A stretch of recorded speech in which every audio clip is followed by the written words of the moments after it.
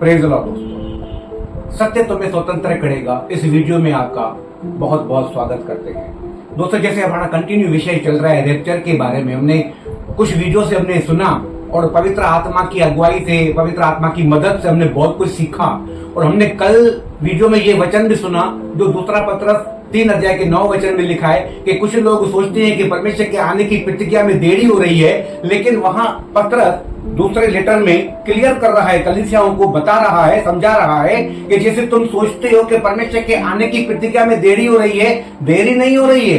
वो तुम्हारे विषय में धीरज धरता है और वो नहीं चाहता कि कोई नष्ट हो, वरन सबको मन फिराव का अवसर मिले। तो दोस्तों वो हमारे लिए धीरज धर रहा है क्योंकि वो जानता है कलीसिया पूरी तरह से तैयार नहीं है, दुल्हन तैयार नहीं है। इसीलिए दुल्हा धीरज धर रहा है, इंतजार कर रहा है ताकि दुल्हन तैयार हो जाए और दुल्हा हमको, कलीसियाओं को लेने के लिए आ जाए। तो हमें तैयार होना पड़ेगा। अगर आप एक वचन और पढ़ेंगे, वहीं पर लिखा है दूसरा पत्रस 3 अध्याय का 12 वचन पढ़ेंगे ना, तो वहां लिखा है कि उसके जल्द आने की हमें कैसे हम पढ़ेंगे और परमेश्वर के उस दिन की बाट किस रीति से जोड़ना चाहिए और उसके जल्द आने के लिए कैसा यत्न करना चाहिए।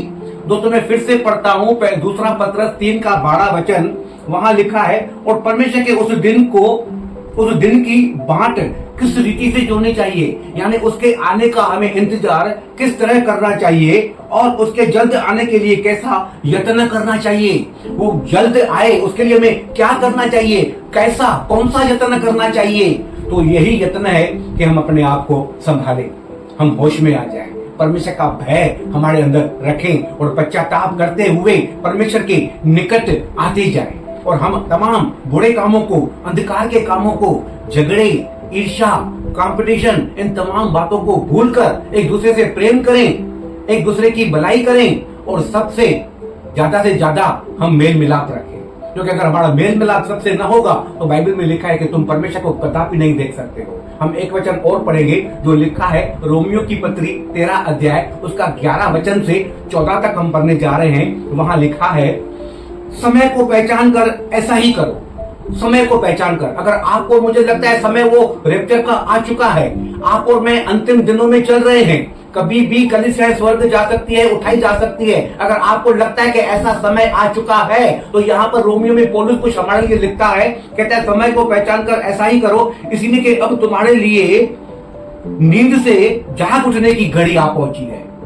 जो सोए हुए हैं, पौलुस कहता है सोए हुए अब जाग जाओ। अब ये समय सोने का नहीं है, अब ये समय जागने का है, क्योंकि देखो दूल्हा आ रहा है। दुल्हन जागो, अपने आप को तैयार करो, दूल्हा आ रहा है। कहीं ऐसा ना हो 10 कुंवारियों के समान दूल्हा आ जाए अचानक और जो सोते हुए हैं वो रह जाएं। तो इसीलिए यहां पौलुस कहता है तुम्हारे लिए नींद से जाग उठने की घड़ी आ पहुंची है, क्योंकि जिस समय हमने विश्वास किया था उस समय के विचार से अब हमारा उद्धार निकट है। रात बहुत बीत गई है।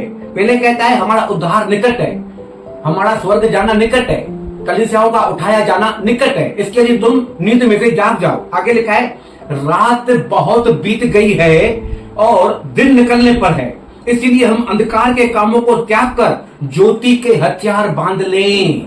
देखो अब रात बीत गई है, दिन होने वाला है, वो फटने वाली है, सूरज निकलने वाला है, प्रकाश चमकने वाला है। और अब जो प्रकाश चमकेगा वो उद्धार का प्रकाश चमकेगा, हमें स्वर्ग जाने का सूरज चमकेगा, हमें उठाए जाने का प्रकाश चमकेगा। इसलिए तुम क्या करो, उन तमाम अंधकार के कामों को त्याग दो और ज्योति के हथियार बांध लो। उन तमाम अंधकारों को, अंधकार के काम क्या है, अंधकार के काम बहुत है। अगर मैं एक एक करके लूंगा तो पूरी लिस्ट बन जाएगी। मैं केवल एक ही बात कहूंगा, क्योंकि हम सब बुद्धिमान लोग हैं, बाइबल ने, वचन ने हमको बुद्धिमान बनाया है। मैं केवल एक ही बात कहूंगा, अंधकार के काम वो है जो आप और मैं जानते हैं नहीं करना चाहिए। जो हम कर रहे हैं वो वचन के खिलाफ है, परमेश्वर के खिलाफ है, हमें नहीं करना चाहिए। बस मैं ज्यादा नहीं बोलूंगा, ना व्यभिचार, ना जुआ, ना स्मोकिंग, कुछ नहीं बोलूंगा। केवल एक ही बात कहूंगा, अब अंत के दिनों में हमें एक ही बात सीखनी है कि जो मैं जानता हूं मैं कर रहा हूं वो गलत है, सही नहीं है, वचन के खिलाफ कर रहा हूं, परमेश्वर के खिलाफ कर रहा हूं, बस वही अंधकार के काम है। उन अंधकार के कामों को त्याग कर हमें ज्योति के हथियार बांध लेना चाहिए, ज्योति में आना चाहिए। जैसे दिन को शोभा देता है वैसे ही हम सीधी चाल चले, न के लीला कीरा, न पियक्कर में, न व्यभिचार, न लुचपन में और न झगड़े और डाह में, वरन प्रभु यीशु मसीह को पहन लो और शरीर की अभिलाषाओं को पूरी करने का उपाय न करो। अब वो समय नहीं है कि हम शरीर की अभिलाषाओं को पूरा करें, हम शरीर की अभिलाषाओं के पीछे पड़े।